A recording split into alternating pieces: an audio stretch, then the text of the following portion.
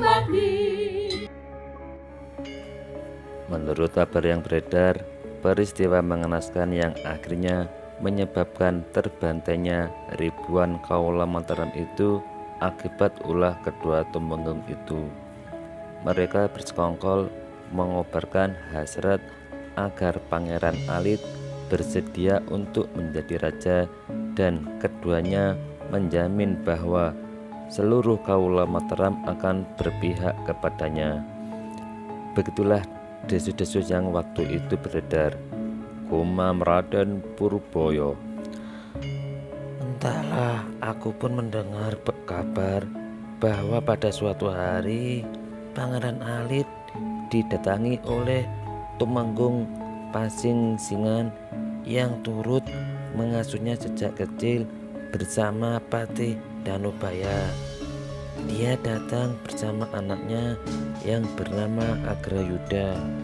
Kedua orang ini membujuk Pangeran Alit agar merebut tahta kakaknya yang dianggap tidak akan mampu meneruskan cita-cita dan perjuangan Sultan Agung. Pasingsingan menjamin akan menyiapkan pasukan untuk menduduki keraton saat itu. Keraton Kerto sedang sepi karena pejabatnya sibuk mengawasi pembuatan keraton yang baru. Belum lagi sebagian Tumenggung beserta pasukannya sedang dikirim ke Blambangan untuk menghadapi orang-orang Bali yang menguasai pesisir timur Brangwetan itu. Akhirnya Pangeran Alit terpengaruh juga dan berjanji akan menduduki keraton setelah mereka selesai mengawasi pembuatan batu bata untuk pembangunan benteng Baluarti Pleret. Namun rupanya rencana ini tercium oleh salah seorang kepercayaan Amangkurat Agung yang dipasang sebagai telik sendi untuk mengawasi orang-orang yang dicurigai menentang Amangkurat Agung. Telik sendi itu kemudian melaporkannya kepada sang raja. Betapa murkanya dia mendapat laporan tersebut sehingga memerintahkan orang-orangnya untuk membunuh Pasingsingan dan anaknya itu jika mereka datang ke tempat pekerjaan pembuatan batu bata. Kedua pun akhirnya dibunuh dan kemudian kepala mereka berdua dipotong dan diberikan kepada raja. Amangkurat Agung kemudian mengundang Pangeran Alit ke Istana Kerto dan melemparkan kepala Pasingsingan dan Agrayuda di hadapannya sembari mengatakan, itulah nasib orang-orang yang akan menjadikan dirinya raja. Pangeran Alit yang merasa terpojok dan ketakutan kemudian berusaha mengelak dan mengaku bahwa semua itu bukan gagasan dia, tapi karena bujukan dari Tumenggung Pasingsingan sendiri.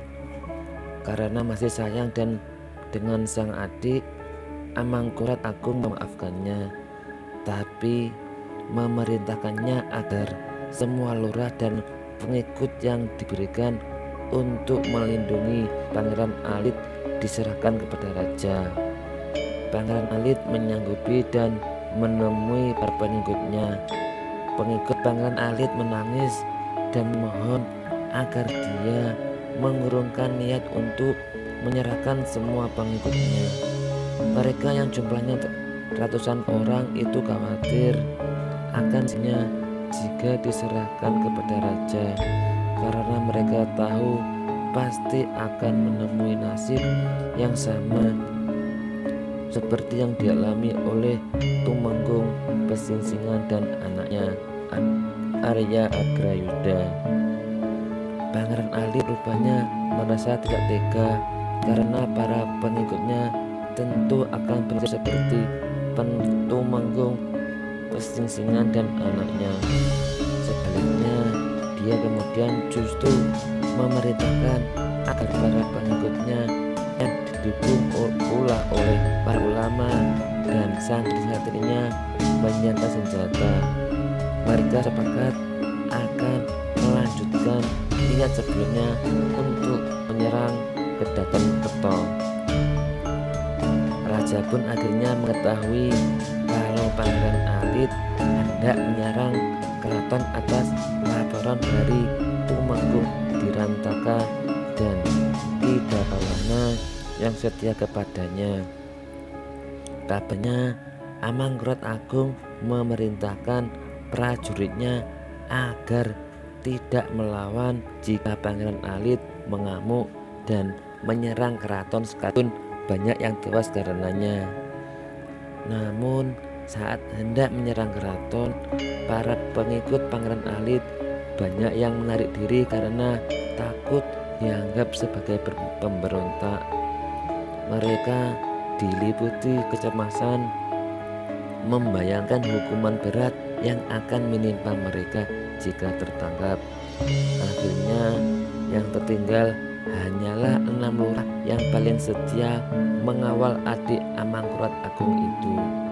Saat hendak memasuki alun-alun Kerto, Adipati Sampang yang bernama Demang Melaya mencoba mencegah Pangeran Alit agar mengurungkan niatnya. Kabarnya dia datang untuk membujuk agar Pangeran Alit menghentikan pertumpahan darah. Dia berlutut di hadapan Pangeran Alit dan memohon dengan menangis pula karena khawatir anak muda itu akan diperdaya oleh sang kakak sendiri.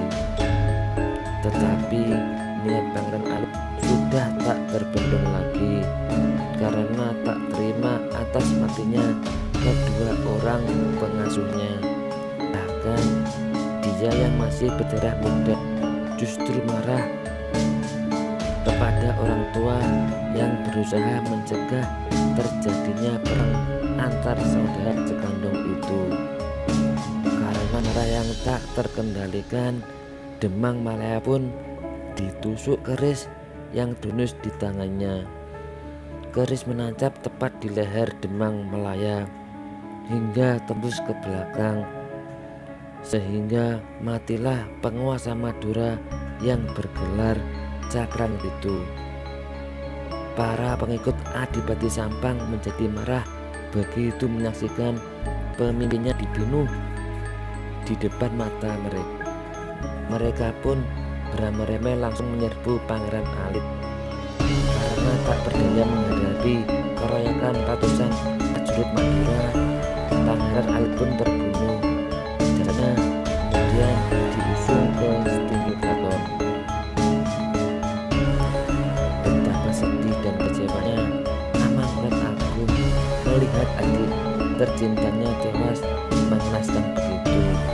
Dia pun menimpakan kesalahan atas kematian sang adik kepada orang-orang selama ini dipercaya untuk mendampingi dan mengawalnya.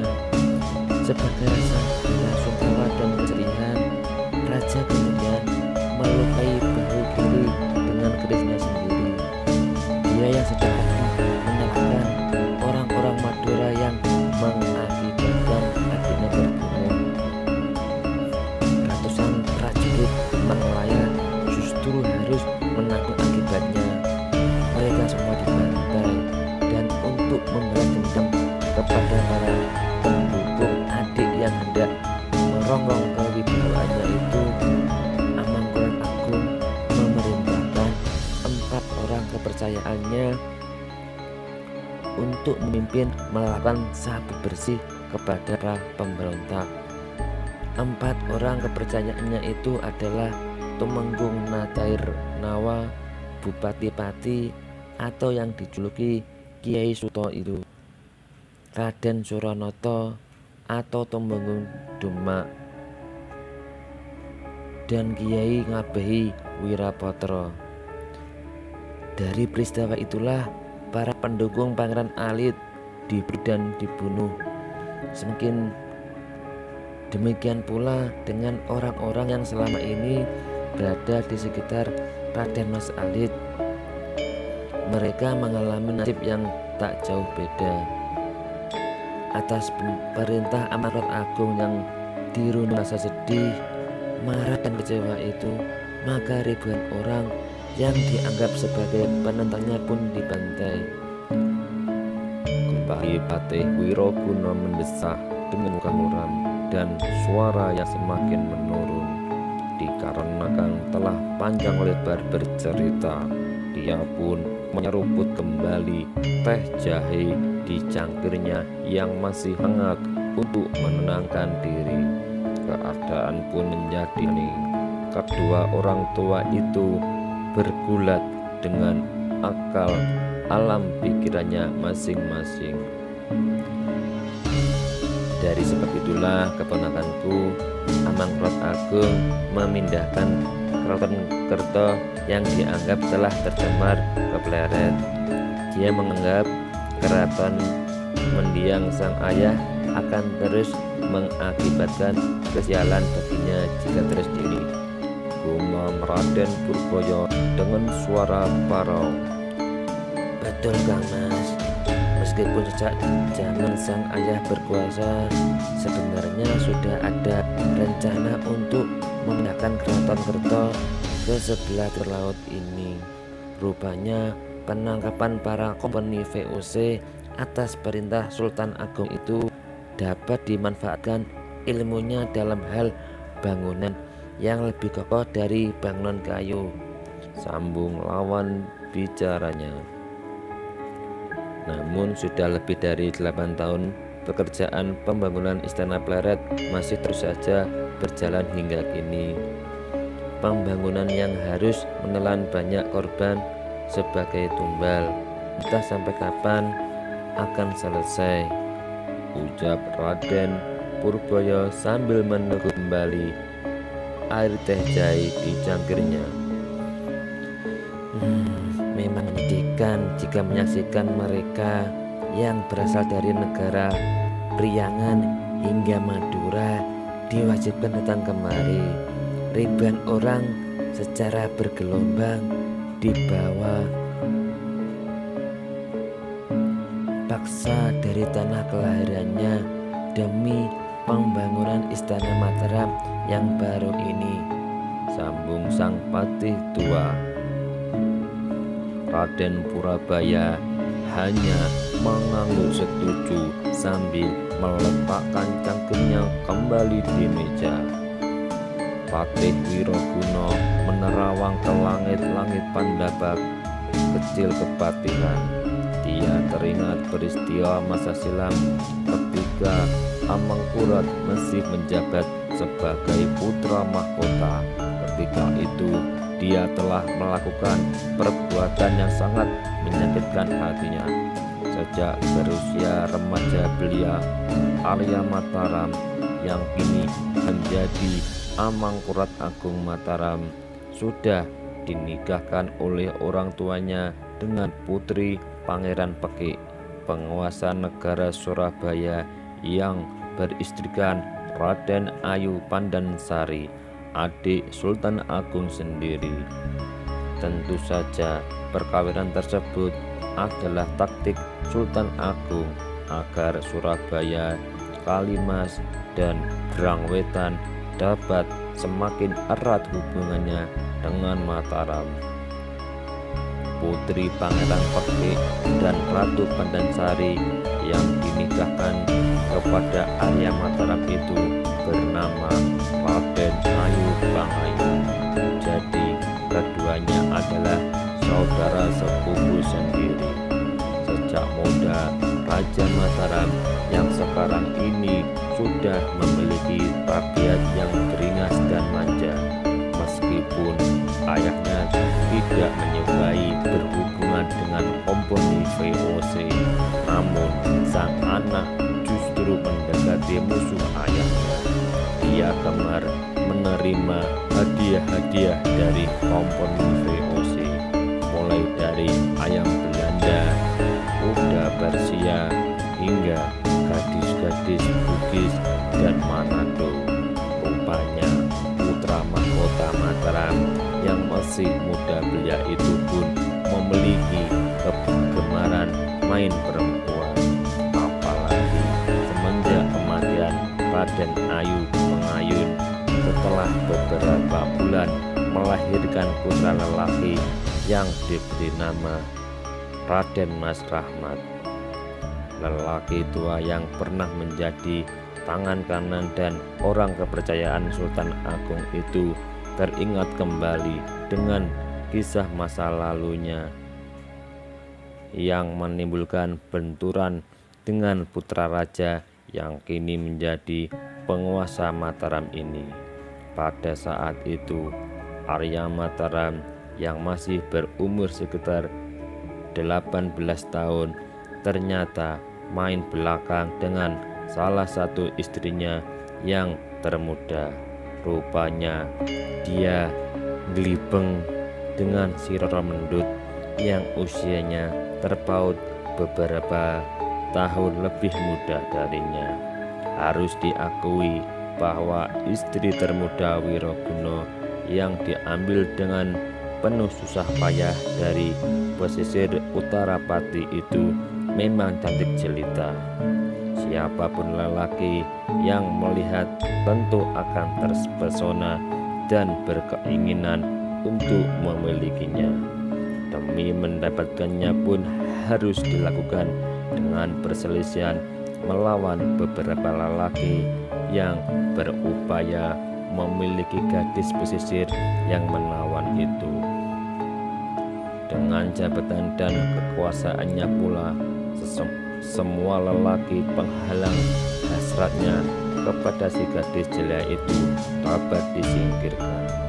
Namun rupanya setelah dapat diboyong ke Mataram, bukan kebahagiaan yang diperoleh, tetapi kecemasan karena putra mahkota Mataram pun ternyata menginginkannya pula.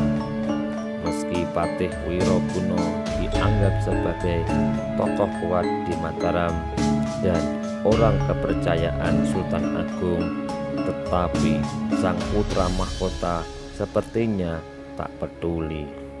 Dia tetap lancang menerabas pagar ayu rumah tangganya. Barangkali saja Arya Mataram merasa yakin bahwa sang Tumenggung tak akan mungkin berani mengadukan hubungannya dengan si istri muda kepada sang ayah. Namun dugaan Arya Mataram salah besar. Sifat pengecut bukanlah watak Wiroguna. Karena merasa dirugikan dengan perbuatan putra mahkota Mataram itu, dia pun mengadukan persoalan itu kepada Sultan Agung. Pengaduan Wiroguna membuat Raja Agung Mataram terkejut, sedih, kecewa, dan marah. Sebagai Tumenggung Kinasih, Wiroguna pun diperingatkan keras dan menyadari akibat yang akan terjadi di kemudian hari manakala sang putra mahkota kelak naik tahta menjadi raja. Rupanya Sultan Agung pun memaklumi perbuatan anak muda seusia Arya Mataram yang tentu saja akan tergoda dengan kecantikan istri muda Wiroguna. Apalagi si Roro Mendut memang begitu menggoda setiap lelaki yang bertatapan mata dengannya.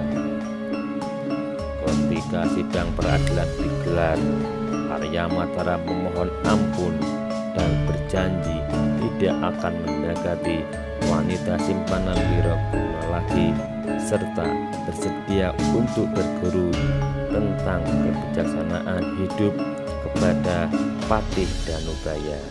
Dia pun kemudian melepaskan Roro Mendut dari rumah ke pangeran untuk dikembalikan kepada Tumenggung Wiroguna. Permasalahan rumit yang mengakibatkan benturan dengan sang putra mahkota itulah yang menyebabkan Wiroguna menjadi sedih, kecewa, marah, bahkan kalap.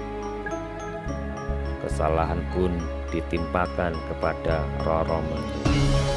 Agar semua menjadi puas dan masalah dianggap selesai, maka dibunuhlah wanita muda yang mampu memikat hati banyak para bangsawan itu. Roro Mendutlah yang harus menjadi korban, karena dari dialah permasalahan berawal. Namun hukum harus tetap ditegakkan, meskipun Raden Mas Saidin adalah putra mahkota Mataram. Rupanya peristiwa itulah yang ternyata menimbulkan akibat yang berkepanjangan. Setelah kehilangan Roro Mendut yang dianggap sebagai cinta pertamanya, Arya Mataram merasa patah hati dan dirundung duka yang mendalam, sehingga menjadi kehilangan gairah terhadap perempuan. Kabarnya ia enggan bergaul dengan wanita hingga bertahun-tahun setelah kehilangan Roro Mendut. Bahkan Arya Mataram benar-benar menarik diri untuk diasingkan sebagai hukumannya, sehingga harus menitipkan ribuan rakyat kekuasaannya kepada sang guru Tumenggung Danubaya. Permasalahan belum terhenti. Tumenggung Danubaya yang dianggap terlalu mendukung sang anak justru membuat Sultan Agung dilangkahi kewenangannya, sehingga orang itu pun disingkirkan dari jabatannya, sampai-sampai dipecat sebagai Patih Mataram dan diasingkan ke daerah Tegal. Setelah masa hukumannya selesai 3 tahun kemudian, Arya Mataram pun dipanggil kembali ke istana, dan masalah yang telah berlalu dianggap selesai, seperti tak pernah terjadi apa-apa. Tumenggung Wiraguna pun telah melupakan istri mudanya yang membuat banyak masalah bagi dirinya itu. Bahkan pemecatan Danubaya sebagai patih justru dianggap sebagai berkah, karena setelah itu dirinya malah diangkat menjadi Patih Mataram, hingga Arya Mataram ini menjadi Amangkurat Agung. Sepertinya dari tadi engkau banyak melamun, Adimas Patih Wiraguna, tegur Raden Purbaya dengan menatap tajam ke arahnya. Oh, maafkan aku Kang Mas. Patih Wiraguna menggeragap kaget karena lamunan panjangnya. Apakah lamunan itu dikarenakan persoalan penugasanmu memimpin pasukan ke Belambangan itu dan kau bimbang untuk melaksanakannya? Selidik Pangeran Purbaya. Engkau benar-benar waskita, Kang Mas Purbaya. Sebenarnya persoalan itulah yang membuatku mengirimkan utusan untuk memanggilmu kemari, jawab Patih Wiraguna dengan anggukan memelas. Lalu apa yang kau risaukan? Bukankah kau ini masih seorang Tumenggung yang gagah, berani? Bukankah kau sering memimpin pasukan Mataram dalam menjalankan tugas dan yang diperintahkan oleh Sultan Agung dahulu hingga jauh ke seberang pulau? Tanya sang pangeran tua. Sebenarnya penugasan itu tak menjadi persoalan bagiku. Bahkan sebagai seorang prajurit, mati di medan peperangan adalah sebuah kehormatan, apalagi dalam kewajiban melaksanakan tugas negara. Namun yang aku khawatirkan adalah jika di balik penugasan tersebut ada sebuah rencana lain. Maksudmu?